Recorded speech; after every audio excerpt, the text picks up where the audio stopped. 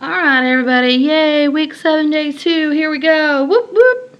Okay, sorry. Just have to get going here. So as I look through this week, I see that it was all about bug collections and balance logic.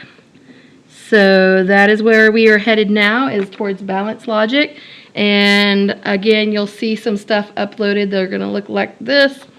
If you notice, these things are a scale. Oop, that kind of looks like a Texas tea there. All right, they've got these oval pans on either side that they're holding things, and in particular, they are talking about colored blocks. So you'll see that they're talking about pinks and greens. And again, if you don't have these things, it's okay, but I want you to get something that you can maybe play with a little bit, as if you were working with students, that you would have those manipulatives, because again, one of the points of these courses is to get you ready for teaching, and hopefully we're giving you some skills that you might be able to use. So I am redrawing what I've got here. 4 pinks on the left, 2 greens, that's the first scale. 2 greens on the left, 1 blue on the other scale.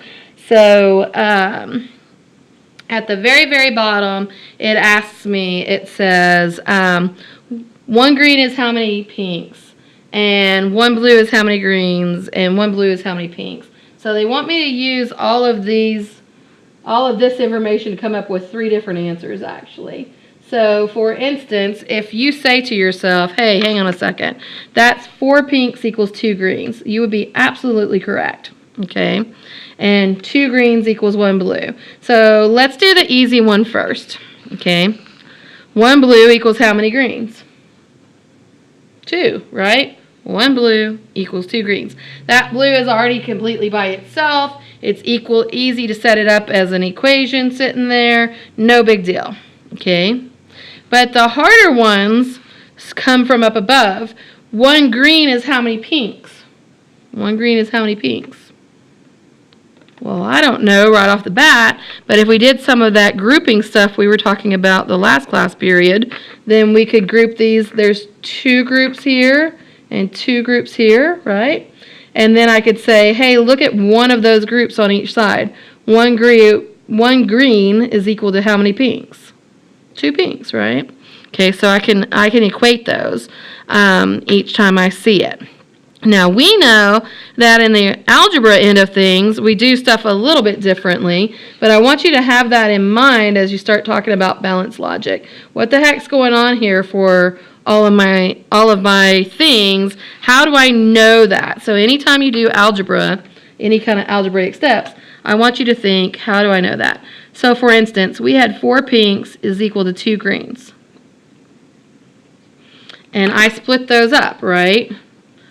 I had 2 groups, 1 green with 2 pinks, 1 green with 2 pinks.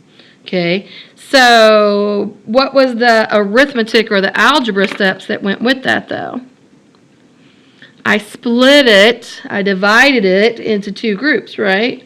So then I said, I don't need the second group, I just need to know what's going on in 1 group. So for 1 group, what's going on? Well, 2 pinks, right? So the algebra that goes along with that is we divided this up by 2, right? Both sides of the equation. And the idea of the balance is that we're keeping things perfectly balanced in my equation. If this side over here is pinks and this side over here is greens, I can't just do to one side and not do to the other, right? I've got to perfectly balance. So I divided this into 2 groups, so I'm going to divide this group into 2 groups. Same thing, right? So in the shorthand here, this is going to look like 4 pinks is equal to 2 greens, and I'm going to abbreviate. And I'm going to divide by 2 on both sides. And we know that those 2 completely go away, and 2 goes into 4 twice, so 2 pinks equals 1 green. So I divided these into two groups, right? Or I undid the multiplication that was here. We were multiplying, that was the doing. Here's the undoing. So that's my algebraic habit of mind. Okay, so I've got 1 green is equal to 2 pinks. That's one of my answers. And I know that 1 blue is equal to 2 greens. That's one of my answers because that was also given, right? Let me stick that back up there. 2 greens on one side, 1 blue on the other. Okay, so that was given to me. I didn't even have to do any division. But the next question is interesting. The next question says 1 blue equals how many pinks? And this one is difficult for some people because I'm actually using from 2 different scales here, right? The blue is only on the bottom. The pink is only on the top. So the connector there between the 2 scales is the green guys, right? There's green on both. Okay. So let's go see if we can work with that. Can that work out? So the question is 1 blue is equal to I don't know how many pinks. That's what we want to know. Okay. So if I'm looking for the number of pinks that are equivalent to 1 blue, how can I do that? Here's what I've got worked out so far. 2 pinks is 1 green, right? And 2 greens is 1 blue.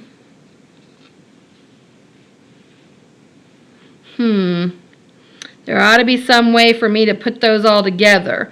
Or if it makes you happier, you could go back to this, right? Before I simplified that down, I had 2 greens. Maybe that makes it easier for us. 4 pinks is 2 greens, and 2 greens is 1 blue. Oops, sorry. He stuck to my hand. So if I can put that equal to that, the 2 greens is the 2 greens down here, and that equal to that. Oh, if you're in my geometry class, there's a property coming in here. Transitive property, right? So if you're not in my geometry class, it's just a property we know from algebra. If I can set 2 things equal to each other, or I should say 2 things equal to the same thing, then they're equal to each other, right? So let's see about that. So what I just said was 4 pinks equals to 2 greens, and 2 greens is equal to 1 blue. 4 pinks equals 2 greens equals 1 blue. Well, if they're all equal to each other, then I don't need the guy in the middle, right? 4 pinks equals 1 blue. So 1 blue is equal to 4 pinks there. Okay. So we did it like that. Now, what if I didn't have it in that format? What if I had it still in the format where I solved for 1 green there? What could we do physically for this? If I didn't just have them 1 equals the other equals the other. Good old transitive property. We love that guy. He's always hanging around back there in the back of my brain. I look at this guy and I go, hey, if I know that 2 pinks is 1 green, then instead of this 1 green here, could I put in 2 pinks? Well, sure I could. Stick in 2 pinks, right? And instead of that green guy there, could I put in 2 pinks? Substitute those out? Sure I can. Excuse me, those are kind of purple-y, sorry. I'm running out of pinks, but they're close. Okay. And now I have a straight-on equation, right? 4 pinks is 1 blue. Because why? What did I do there?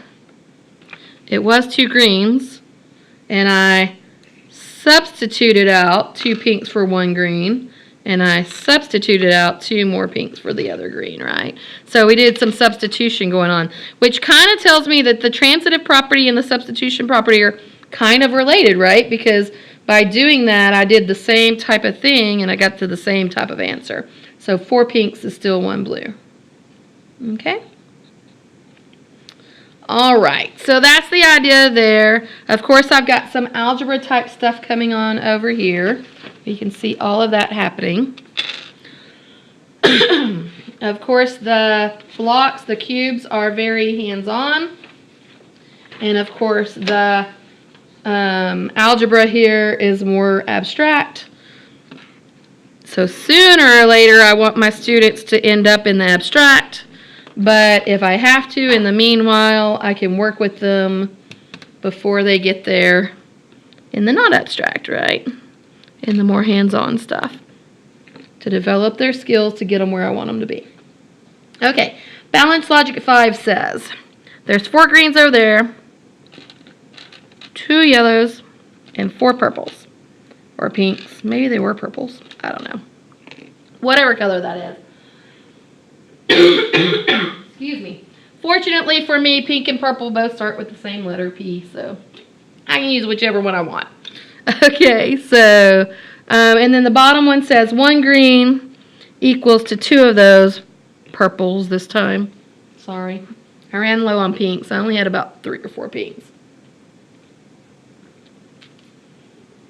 Okay, so here we go. We need to know a couple of the relationships. First of all, they want to know 1 green equals how many purples? Well, that one's pretty easy, right? Sitting right here. 1 green equals 2 purples. No problem. That's easy. But then they want to know how many yellows is 1 green? So 1 green equals how many yellows?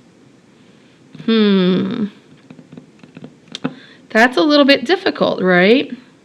So just looking here on the concrete model, if I think about that one, because I don't want to go to the multiple variables yet. So if I just kind of think about this one, let me think about what can I do with these greens up here and the fact that I know each green is 2 purples. Can I substitute out some more? Yeah, I think I can, right? So this green is 2 purples, and this green is 2 purples. I know those are pink, but we're going to call them. And this green is 2 purples. Okay. Oh, let me back up a step. I'm sorry. Let me give one green back. There we go. Okay. If I'm at this step right here and I've got 4 purples on this side and 4 purples on this side and they're equivalent to each other, there's a little arithmetic or algebra step that I know, something about the addition and subtraction properties of equalities. These are all equations, right? We can put a little equal sign in there. Okay. So there's something about that that says, hey, I could take these 4 purples off of this side, and I could take those 4 purples off of that side, and then what would we see? Yeah, 2 greens equals 2 yellows, which means what? 1 green is 1 yellow, right? So I could do this substitution step going on here, and then maybe I kind of get to where I want to be, which is kind of cool. Okay? All right. So 1 green is 1 yellow. 2 greens is 2 yellows. 1 green is 1 yellow. Okay, I want to keep on going with this substitution thing, though, because the next question was 1 yellow equals how many purples? Okay, so I could do other stuff if I wanted to. Like, for instance, I could say, now that I know 1 green equals 1 yellow, there's my groups, right? 1 green equals 1 yellow. 1 green equals 1 yellow. Okay, I could come down here and I could just substitute out that 1 green for that 1 yellow, and we know that these are equivalent, right? So I could do that if I want to. But I was right here and I thought to myself, what if I just kept on going with the substitution that I was doing, which is where I was actually headed a minute ago before I realized that my purples would cancel out there. So 1 green for 2 purples, 1 green for 2 purples. Okay. Now I have 4 purples equals 2 yellows. And I can do the same thing I did a second ago with the greens. Split them into 2 groups. 1 yellow must be equal to 2 purples. This yellow is equal to these 2 purples, right? So I can see those groups sitting there. Okay. So whether I did it by continuing to substitute on the left-hand side at the top, or whether I did my transitive property and I put that guy towards the bottom, substituted him out, I see 1 yellow, no matter which yellow I use, is equal to 2 purples. Okay? Alright, so that's kind of physically showing kids what's going on with this. I want to do, this is balanced logic number 5.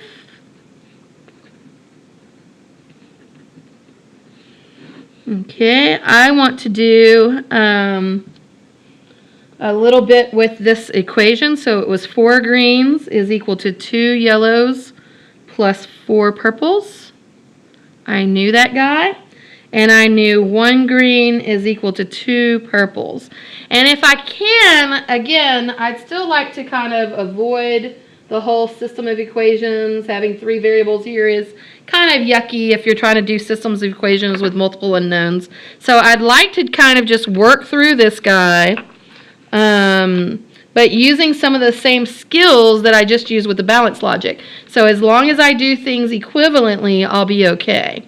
So in other words, can I do some of that substitution stuff to get my answers? So the questions again were 1 green equals how many purples? Well, we know that's 2 purples. It's already sitting there. 1 green equals how many yellows? And 1 yellow equals how many purples? That's what I'm after. Oops, sorry. There we go. That's what I was after whenever we were doing it with the blocks.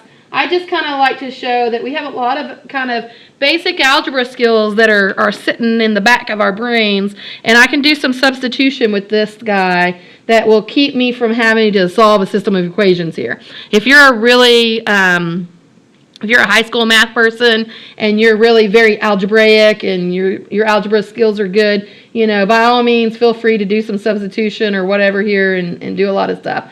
But I like to kind of get this down to 2 variables if I can instead of 3. So what I'm going to do is I'm going to say if each green here is worth 2 purples, right? I know 1 green equals 2 purples. Then how many purples could that be? 4 greens would be, I did it a minute ago, right? 2 plus 2 plus 2 plus 2, 8 purples. Does everybody agree with that? Okay, and again, if I can set 3 things together, I know I've got that lovely transitive property. 8 purples is equal to 2 yellows plus 4 purples, right? I don't need that green guy in the middle. I can go straight to that Y looks really sad. Y and straight to the purple, yellows and purples. Okay, so now I've got some stuff going on, right, that I can work with. In other words, I've got this 4 purples and these 4 purples over here. There's actually 8, but I can take out 4 purples. Okay, get rid of that on that side, and that leaves me 4 purples over here. Now, that seems very intuitive to me because of the way I'm setting this up as setting them all equal and then trying to balance this guy out.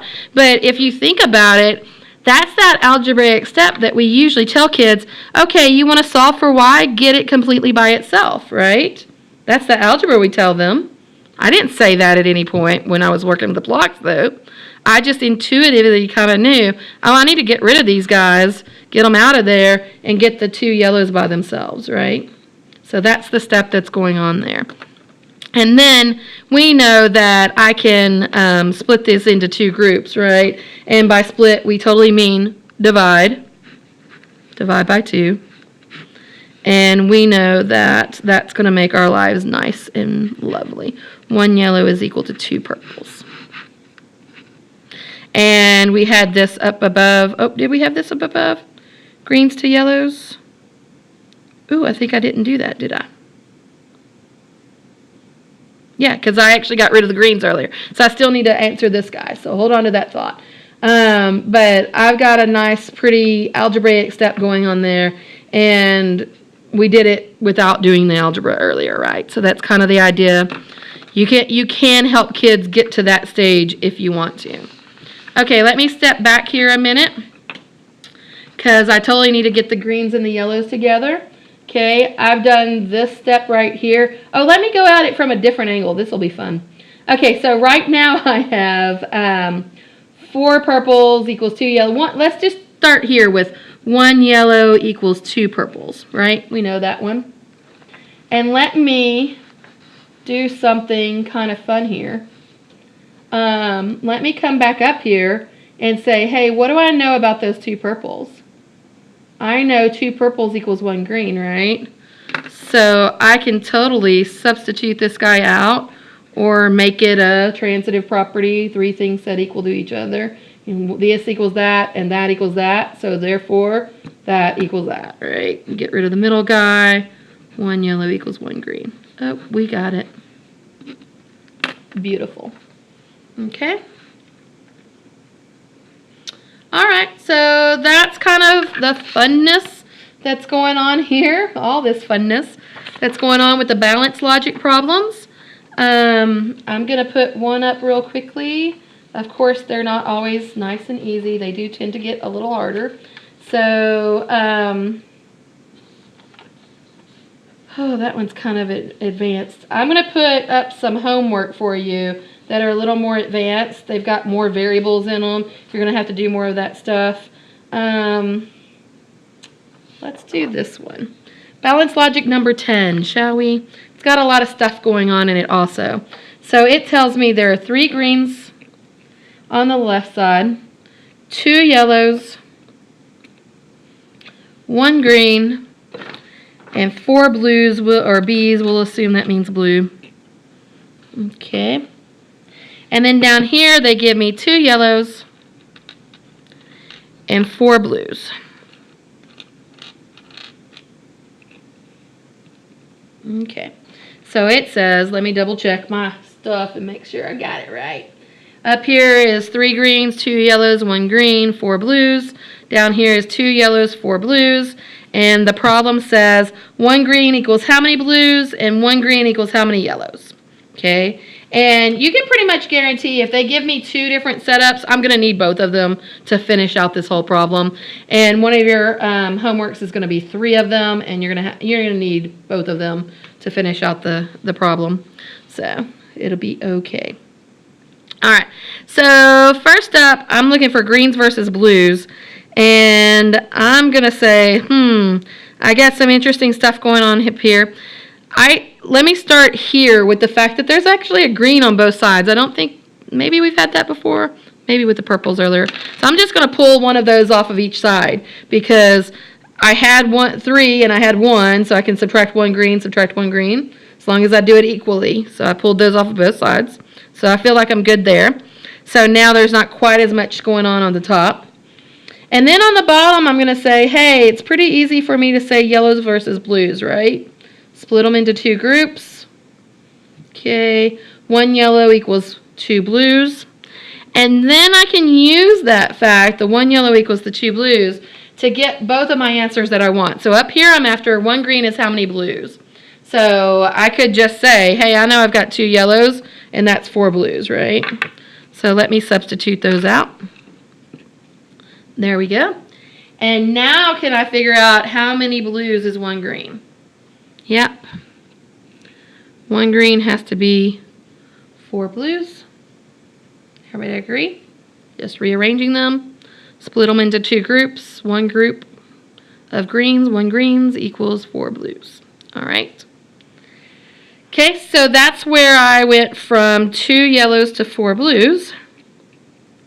But let's think about it a second. I also need to know 1 green equals how many yellow. So I've got to do something the other direction, right?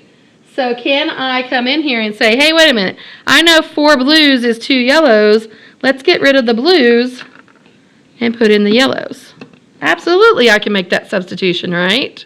It's just a substitution property. We know they're equal because we had 2 yellows equals 4 blues. And then what? 1 green equals 2 yellows, right? So now I know 1 green is equivalent to 4 blues in this problem, or 1 green is equal to 2 yellows in this problem. Kind of cool, huh? So sometimes using the actual manipulatives is easier to see than doing the algebra. So I think some of these problems you might have struggle a little bit with. This is balance logic number 10.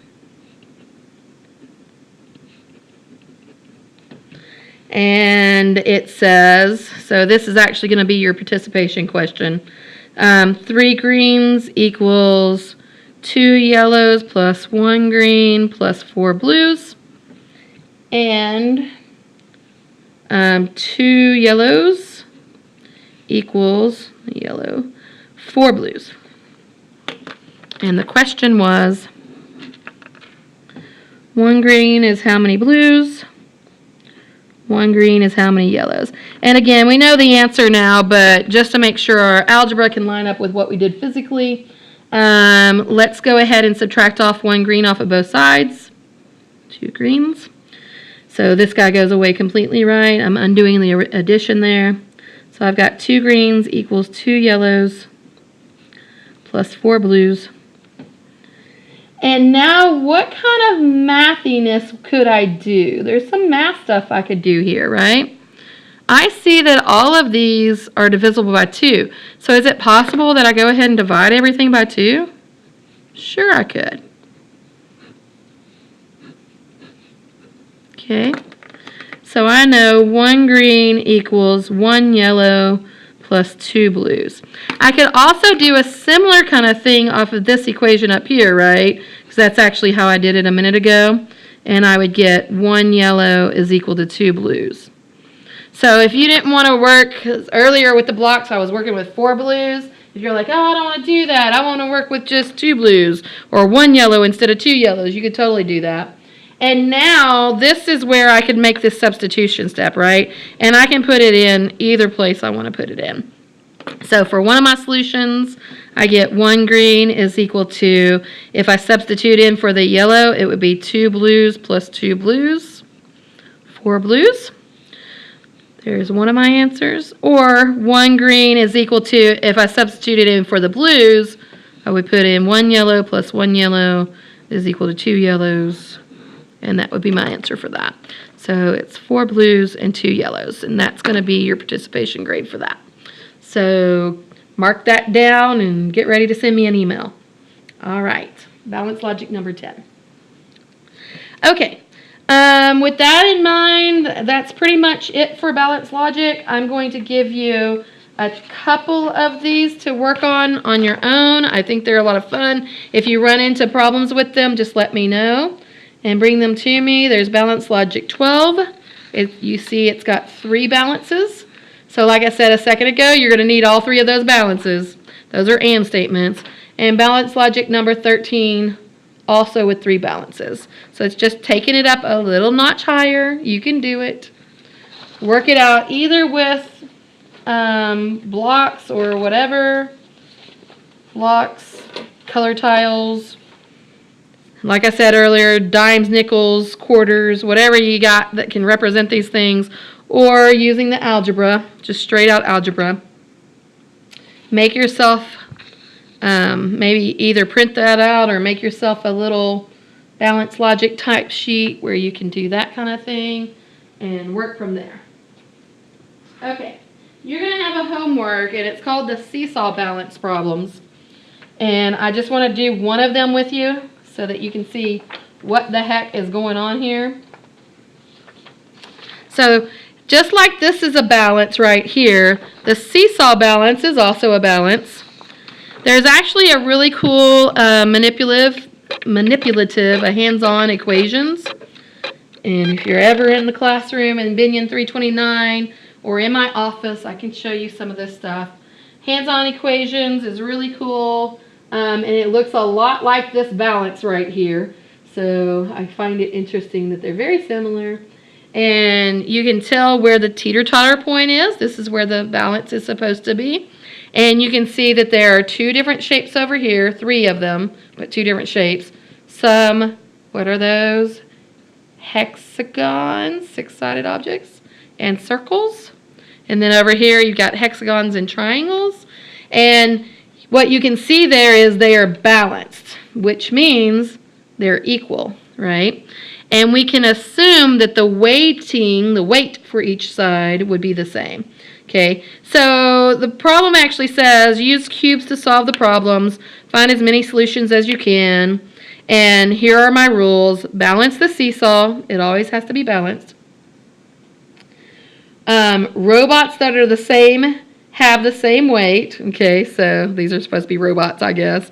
So that means that a hexagon is equal to a hexagon. They all weigh the same. So these are equivalent weights, which means if I take them off the teeter-totter, I have to take one off of each side equivalently, right? Okay. Robots that are different have different weights. That means that this circle does not weigh what this triangle does. Okay. And all robots weigh more than 0 pounds, so we're not just adding on a 0. So that gets rid of the trivial case, so that's not happening. Okay. And then here's what seesaw balance number 1 says. If the robots on the seesaw weigh 12 pounds altogether, what could each kind of robot weigh? What could each kind of robot weigh? So first of all, let's just, and they've got a little table for me to fill in. Okay, let's just talk about what's going on with this seesaw. So I'm going to draw it up a little bit for us. We've got 2 hexagons. I really should have pulled out my pattern blocks here so that I could make these nice and pretty. You'll have to bear with me. 2 hexagons in a circle on one side, and then on the other side I've got 2 hexagons and a triangle. Okay, they're all on a teeter-totter and they're equally balanced. And the question says, if all of these things, these robots on the seesaw, weigh total of 12 pounds, then what are some solutions? What could each kind of robot weigh? And that means that there could be more than one solution here, right? So we got to kind of think about what the heck might happen here. Okay, so let's think. If it's 12 pounds total and it's equally weighted on both sides, that means half is over here and half is over here, right? So that tells me what? 6 pounds on each side. Everybody agree? 6 pounds each. Okay. Now, eventually we're going to end up wanting to go a little bit more algebraic. So I see up here in my picture, in my seesaw, that I've got 3 different shapes basically. I'm going to start calling them letters. Okay. So I'm going to let the hexagons be X's. I'm going to let the circles be Y's. And I'm going to let the triangles be Z's, right? And this is not a triangle. This is the teeter-totter, right? So this is not part of my picture. All right. Okay, so when I look at that, I think to myself, oh my. So what I've got here is 2 X's. Oh, it would help if I could write today. I'm sorry, guys. 2 X's plus 1 Y is equal to an X plus a Z. Does everybody agree? All right, but I said earlier, look, there's a hexagon on each side. As long as I pull off equally, because they weigh the same, I can just pull one off of each side, right? So let me subtract off an X off of both sides. Just get rid of them. That makes my right-hand side a little bit nicer. This would be X plus Y equals Z. Everybody agree? That's a Z. Sorry. All right, X plus Y equals Z. That's what I've got here. Okay. So if X is the independent variable, then I got some different solutions going on here. Okay, that's what they were telling me. So you can let it go either direction you want to, but I'm just going to say let X be some number. That's my independent variable. Some number, it doesn't matter what it is. Then let me put these 2 in terms of the other. So that means Y would be Z minus X. Does everybody agree? If I subtracted that X over. Or we've already got Z equals, but I'm going to rewrite it X plus Y. Okay, so I've got a couple of different relationships going in on there. Okay, and I'm going to have to keep in mind that each side is 6 pounds. So let's see what we got. So I've got a hex, I've got a circle, and I've got a triangle, right? Okay. If the hex is a 1, because he's my independent guy, right? If the hex is a 1, then the circle, which was my Y, is something going on here. We'll have to figure that out. Okay. The Z is X plus 1. So let's kind of put this out here for myself. Y is equal to Z minus 1. And the Z is equal to Y plus 1. Does everybody agree? Okay, so I'm going to have to think that through. I know one little thing, though, that I haven't used yet, and that is this side over here is a 6, right? Okay, so that's going to actually make my life a little bit easier because I know if that's a 1, this is 1 plus whatever that y value is. Oops, plus 1 plus 1 plus whatever that y value is, but it's got to all equal up to the 6, right? Okay, so that would be what? The y would be, or the circle would be a 4. So here was my, x, y, and z. All right, if that's the case, then this would be a 1 and the z would be a 5, right? Because it's got to add up to 6 pounds on that side. Okay, so let's think about that. Is the y equal to z minus 1? Yes, that condition is held. Is the z equal to y plus 1? Yes, that condition is held. Okay, so that solution works. Yay. Let's go on. What if the hexagon was worth 2 pounds? Okay, well, if this was worth 2 pounds, it would be 2 plus something, but this whole side's got to be a 6. And that would be 2 plus 2 plus, the y would have to be a 2, right? And we know different shapes are different weights. So that one won't work. Nope. Not going to work. Okay, so what about if the hexagon was a 3? Well, that would be 3 plus 3 is 6 plus the y, but we said there aren't any 0 values, right? Oh man, so can it be a 3? No, it can't be a 3. And in fact, could it be a 4? No, because 4 plus 4 would be 8. That's more than the 6 pounds that I've got right there, right? So that's going to be a problem. So what we find here, if it's 12 pounds total, is there's actually just one solution. Does everybody see that? That's all I get, one solution. Okay. If it's 12 pounds total or 6 pounds per side. That's the only one that works. The hexagons weigh 1 pound. The circles weigh 4 pounds. The triangle, I can't spell triangle. Triangle weighs 5 pounds. Okay, that's kind of cool. It's a little bit interesting. We can play with it a little bit.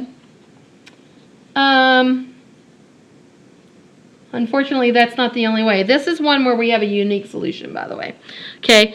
Unfortunately, that's not the only way they want me to do this, so let's go look at the other question.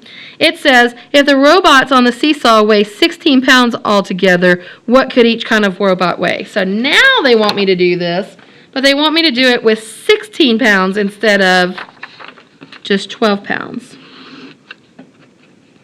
But the process is similar, right? If it was 16 pounds, then I know that it's 8 pounds on each side. That's okay. That's easy enough, right?